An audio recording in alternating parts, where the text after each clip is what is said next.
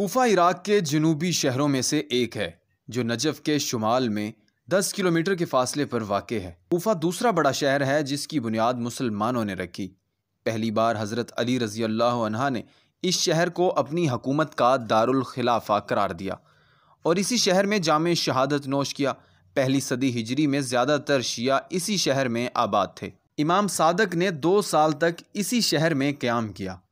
اس شہر کے اہم آثار میں سے مسجد کوفہ اور مسجد سہلہ شامل ہیں۔ کوفہ میں مسجد کوفہ، روضہ اقدس مسلم بن عقیل، روضہ ہانی بن حروہ، روضہ اقدس مختار ثقفی، روضہ میثم تیمار، روضہ حضرت علی رضی اللہ عنہ کی بیٹی حضرت ختیجہ بنت علی کا روضہ اقدس بھی یہیں پر موجود ہے۔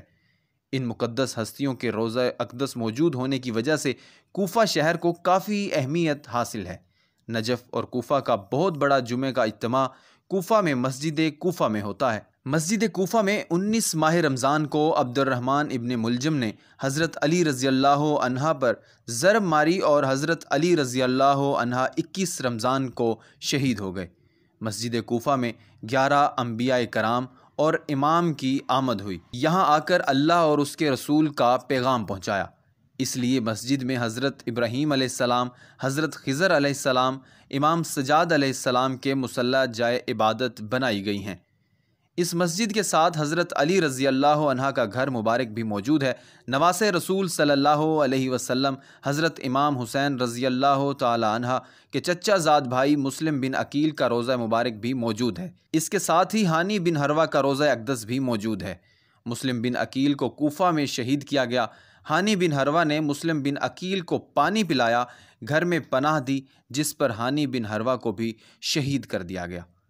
حضرت میثم تیمار حضرت علی رضی اللہ تعالی عنہ کے سچے دوست تھے، جن کو حضرت علی رضی اللہ تعالی عنہ کی محبت میں کھجور کے درخت کے ساتھ پھانسی دے کر شہید کر دیا گیا۔